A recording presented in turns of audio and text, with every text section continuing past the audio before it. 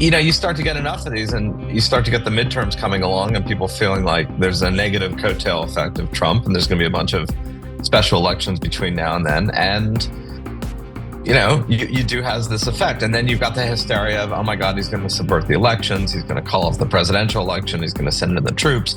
Nuclear winter nightmare scenarios were all possible, right? They are all things that could happen. There are nightmare scenarios that could happen, but you can get away with a lot as long as Americans don't die.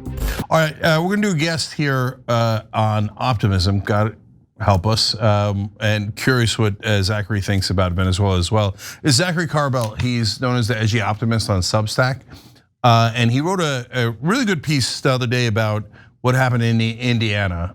With what's happening in Venezuela, it seems a little overshadowed, but we're gonna talk about both of those because I think those are both very important developments, one in a negative direction, the other in a positive direction. Zach, welcome back, brother. Hi, Chuck. Yeah, so it's big news today. Let's start with Venezuela. A little tough to be optimistic about that one. Yeah, look, you and I have talked about this and hopefully we will keep talking about this. One thing I try to do in a lot of my writing is to remind people that most of what you think is really ugly about America has been really ugly about America. And maybe that depends on who you are. That's either a recipe for, oh my God, we've always been awful and now we're really awful.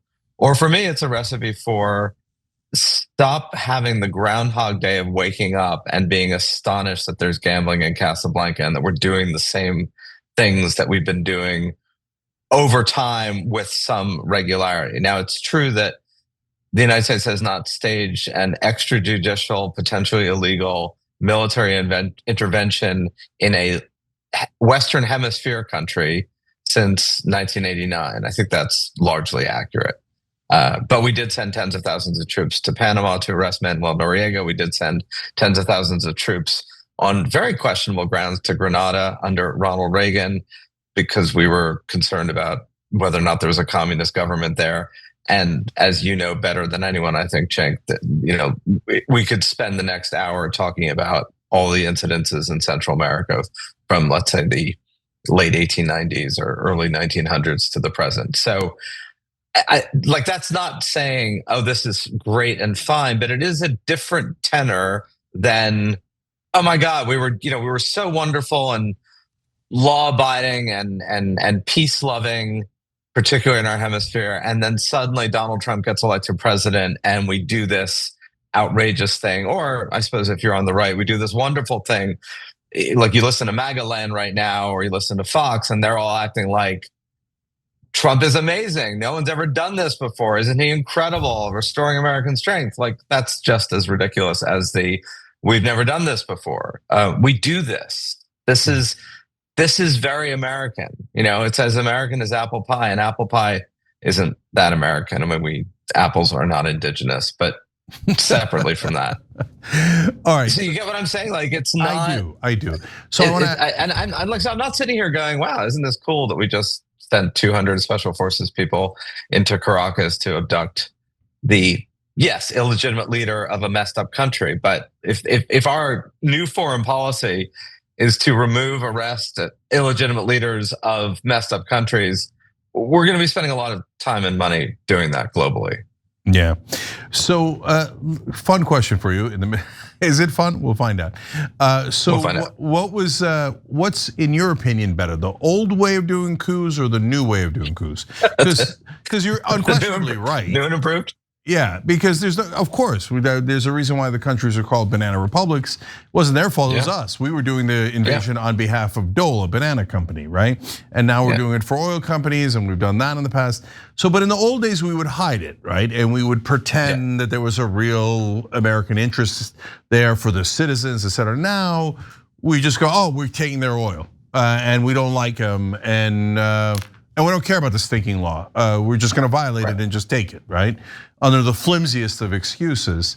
So I can make a case for either one of them being better, right? But which one do you think is better? Personally, I prefer the naked and explicit to the opaque and covert. And it's way easier to be hypocritical when you're pretending not to do something you're doing than what you're doing being evident in the light of day for everyone to see. I mean, we can't pretend we didn't do this, and we're not even attempting to pretend we didn't do this. And then we will indeed bear the consequences of having done it. If those consequences are 1,000 flowers of democracy blooming in Venezuela and Caracas once again becoming, this incredibly enticing, flourishing port on the Caribbean, then I suppose we will receive some credit for our albeit odd way of going about it. I think that's unlikely. By the way, even the seizing the oil thing doesn't make a lot of sense. I mean, Venezuela, which I think Trump alluded to, has let its oil industry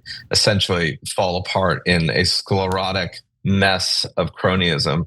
And so they haven't invested in refining, they haven't invested in production. Their oil production has gone down and down and down year by year, and it's a very heavy, viscous crude oil that requires a lot of energy and a lot of refining to make it usable. So it's not like the most attractive oil in the world. And we would have to spend a lot of money in order to actually make any money on that oil. And we being, I don't know who, Chevron, the US government, and there's no evidence yet, or there's no indication yet that we're about to do any of that.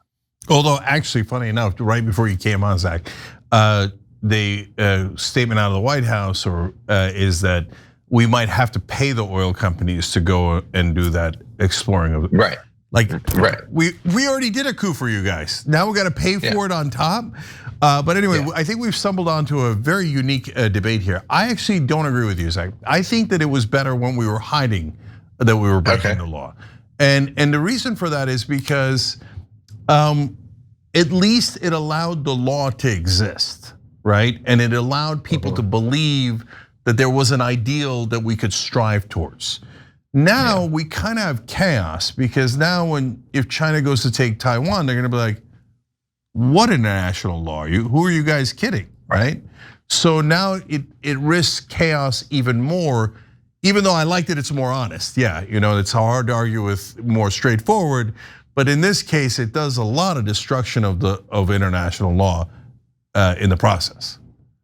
So this is like a debate that's going to go on for the next decade plus, which is, were the latter years of the United States being the self-appointed and in many ways group acknowledged leader of an international order that was set up in 1945, had the time passed in which that was actually better for the world net, even if the United States was hypocritical in its enforcement? And you will certainly hear people around the world saying, we recognize that the United States repeatedly from 1945 violated its own principles, but at least it upheld collective principles in a way that we all benefited from and liked. No one benefited more than those rules than China, right? It benefited from breaking them, but it also benefited from a framework in which it could emerge somewhat peaceably into them. Whether or not, let's say, circa 2010, like some mix between the global financial crisis and the Iraq war and the whole domestic maelstrom that surrounds the dual elections of Donald Trump, and that I think anyone would agree with that, whether you're a Donald Trump supporter or not. The degree to which the United States could still be seen as a leader of a system, at least by example, clearly had broken down, and whether or not we really were leading that system, or whether or not multiple countries, because of their own affluence and self-interest, had started to step up, at least regionally. I'm really of the camp that has said that there's a world out there that is more orderly and will in fact be more rules-based, because it's in the interest of a lot of states and middle class who have become more affluent over the past few decades to have that be the case, than needing one hegemon who is flighty and inconsistent and hypocritical, albeit was committed in the United States. Yeah, I think that it's a super rare case where I go with, let's go with a little bit of obfuscation so we could have international law and order. Sure. But okay, one last thing about this. You consistently make the argument, and I generally join you, that things are, over the long arc of history, get better, right?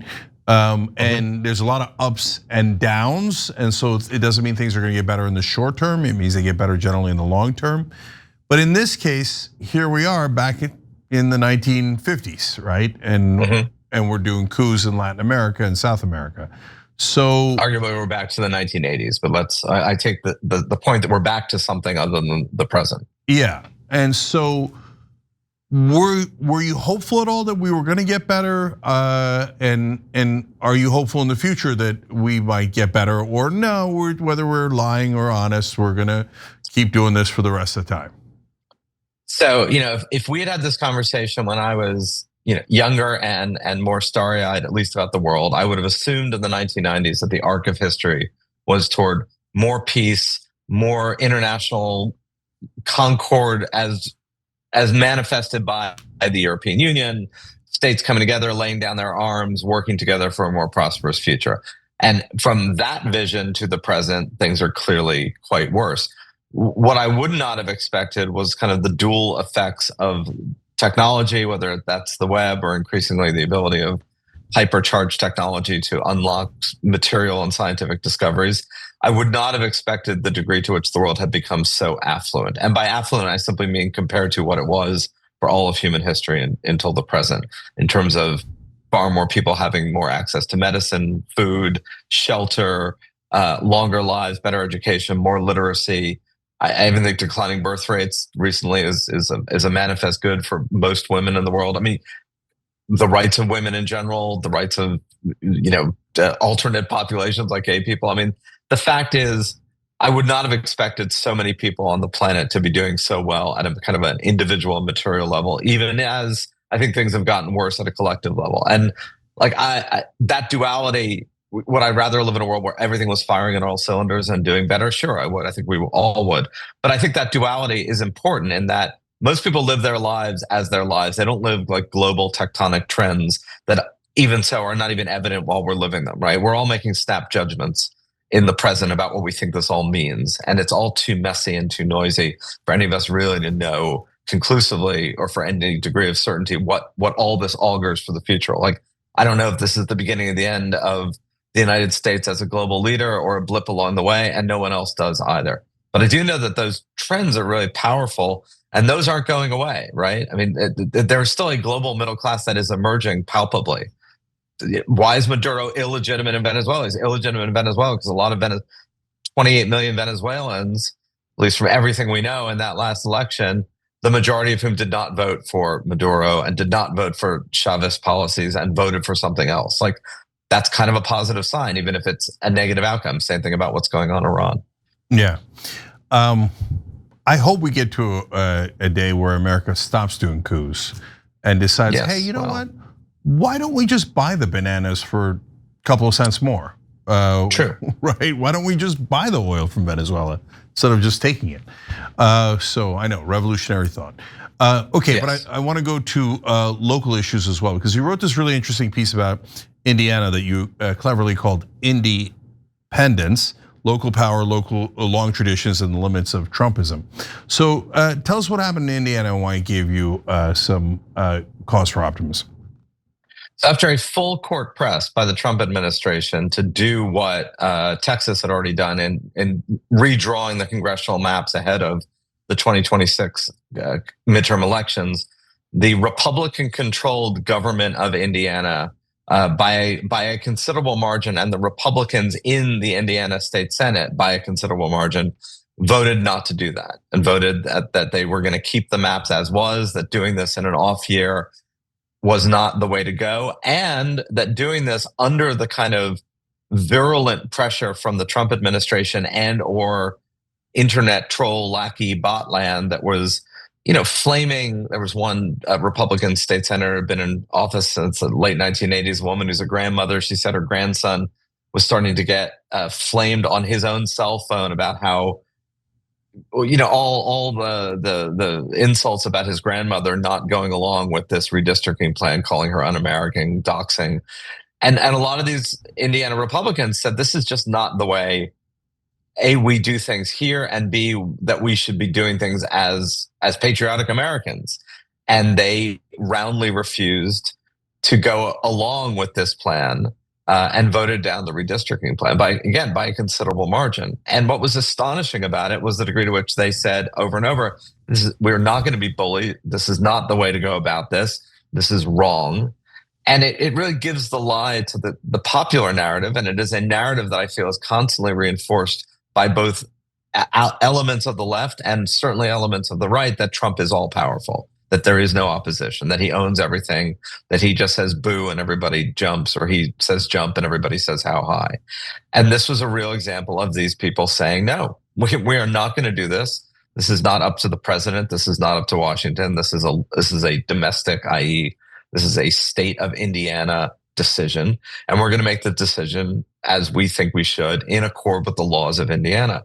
And look, a lot of these senators, the Republican senators who voted against this, would, I am sure, if an election were held tomorrow and Kamala Harris and Donald Trump were once again on the ballot, even with this happening, I think a lot of them would vote for Trump, not because they would want to vote for Trump, but because they would want to vote and would vote and probably will vote Republican. And that is a severe problem of our two-party system, where you're given, at the end of the day, for a presidency at least, you're given two choices, and you either hold your nose and vote for one, or you hold your nose and vote for the other. But I do think it shattered, if not a myth, then a narrative of an all-powerful Donald Trump kind of owning the Republicans lockstep, which may be true for the House Republicans in Congress, but is clearly not true for the entire country. Zach, my sense of it is that there's a difference on whether the dam is breaking or not, right?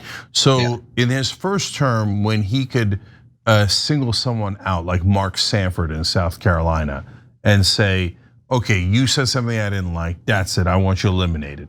And I'm running this guy in a primary against you. And he did it 2 or 3 times, then it's manageable. You could exert, all of your pressure in one direction. And then when you do eliminate them, people get scared and then they march in lockstep, right? But it feels like in the second term, the mistake that Trump is making is he's taking out too many fights at once. So he's telling people, okay, I'm going to knock out that guy, and he's starting to lose track. Then he's talking about knocking out almost all the Republicans in Indiana. Well, that's just too big, to tackle. So it feels like it's not that the strategy is wrong, that it's just that he's applying it wrong because he's drunk on power and he thinks he can intimidate anyone. But if the walls are breached and you're not that popular and you're trying to do it to dozens of people, then I think it becomes ineffective. Does that make sense to you? Yeah, absolutely. And you're certainly seeing at least some evidence of that, maybe tea leaves, it may be actual evidence between Marjorie Taylor Greene, who admittedly resigned, probably because she had to or felt she had to. You have the kind of continued Don Bacon and Thomas Massie, who are a bit of outliers on certain issues. But then you have Lauren Boebert in Colorado, who I don't think anyone would describe as anything other than a staunch MAGA Republican, coming out pretty strongly when Trump vetoes this Colorado water bill just because he doesn't like Jared Polis. And she was not, it was not a polite response on her part. She basically said, this is wrong, you shouldn't do this, and I'm going to stand up for the voters of Colorado, i.e. her very Republican rural Colorado district. And you start to get enough of these, and you start to get the midterms coming along, and people feeling like there's a negative coattail effect of Trump, and there's going to be a bunch of special elections between now and then. And you do have this effect, and then you've got the hysteria of, oh my God, he's going to subvert the elections, he's going to call off the presidential election, he's going to send in the troops, he's going to declare the Insurrection Act, he's going to do this, he's going to do that. The Atlantic magazine did a big cover story, sort of spinning the nightmare scenarios. I feel like the nightmare scenarios, like we do in foreign policy, like nuclear winter nightmare scenarios, were all possible, right? They are all things that could happen. There are nightmare scenarios that could happen, but I think we also have to honor what is happening more than we honor what we fear is going to happen. And I was roundly criticized in some New Republic article for being an anti-Cassandra, meaning I was somebody who has never adequately pounded the table for just what an existential threat to freedom and democracy Trump is. And I think, and you and I've had these conversations, one of the reasons for that is look at the threat that's happening, not the threat that's might. Look at reality now and not potential then. And it is only in historical hindsight that these things with clarity. And I think people should be a little more cautious about assuming that just because this could happen, that it will. Yeah, I like this anti-Cassandra title you were given. Maybe we could do a coalition of 2 on that. And so it's Guys, look, this happened when Trump first took office. It's not that he wasn't going to do outrageous things. We all voted against him, fought against him because we thought he was going to do outrageous things, right? Yeah. And he did. And like the ICE thing is outrageous. I can name you. In fact, we talk about it all the time. Dozens of things he does. Yeah. But that doesn't mean he's going to take Greenland next. And it doesn't mean that we're going to have these parade of horribles, etc., because there are other factors involved. We're not expecting the kindness of Donald Trump's heart. That's not the issue, right? Correct. The issue is, yes, but like as I had got in a debate, Zachary, with someone else on the left right near the beginning, and she was convinced that he was going to set up concentration camps for Chinese Americans. I was like, if we got there, a lot of things happened beforehand, right? Like that's, no, just there's so many things Trump is gonna do wrong that you don't have to get to concentration camps for the Chinese. Like let's focus on what's happening now, right? And there is this huge difference. Again, I will acknowledge, I think anybody should acknowledge that there's a lot that Trump wants to do that would lead us down really, really ugly, problematic paths. Much more than we've already been led down. And I think, maybe the only surprise of the past year, if you look at this nearly 12 months of the second term or the second season of the Trump show, what is probably most surprising about it is just how many people have been assembled in the administration who kind of echo him in sensibility and tone. It's a little like the island of lost toys, but in a malignant fashion. And I'm surprised there are that many people, who were like bullied in high school. But other than that, much of this remains thwarted ambition and not realized ambition. I know the Trumpies all think they've realized all their ambitions, and I know a lot of the left and a lot of the country believes they have realized all their ambitions. I'm much more struck by how few of those ambitions, other than theatrical, they've achieved, right? Deportations, way lower than it would be if they had done this less brutally and in a more coherent fashion. Way lower than it was under Obama. Way lower than it was under parts of George W. Bush. It's like, they're not even that good at deporting people. They're just good at doing selfies and TikToks of deporting people. We just removed Maduro. Are we going to govern Venezuela? Let's get back to that in a few months. I think the answer on that one is probably no.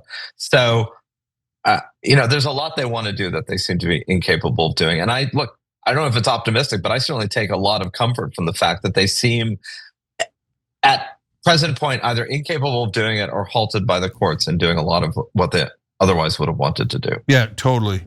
Look, last thing. On the courts, I couldn't agree more. They've generally held. Yeah, they did a bunch of rulings we don't agree with, but they have not allowed them to break the law or violate the Constitution in a big way. So I'm relatively satisfied with how much they've kept within the law, especially a Supreme Court that decided Citizens United and other outrageous cases, right? Then, Epstein Files was an excellent demonstration of the limits of his power.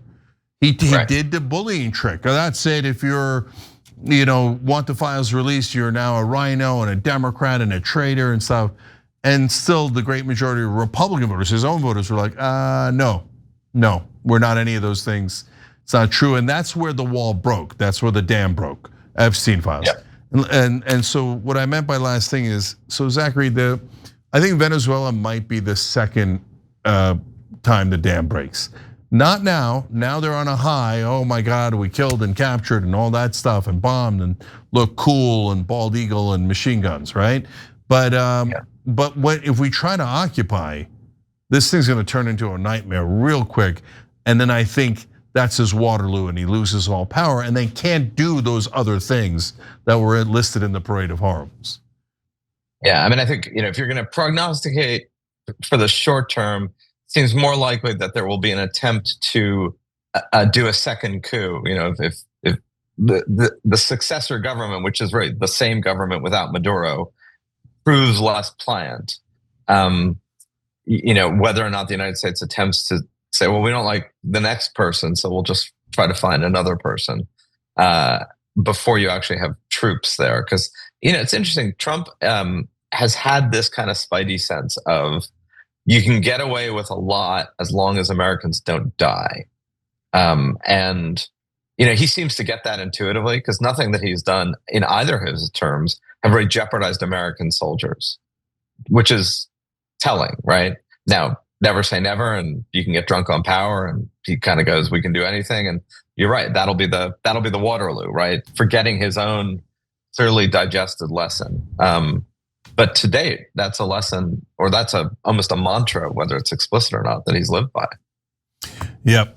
And he has gotten a little bit lucky that nobody got hurt in Iran and Venezuela and all the bombings, right?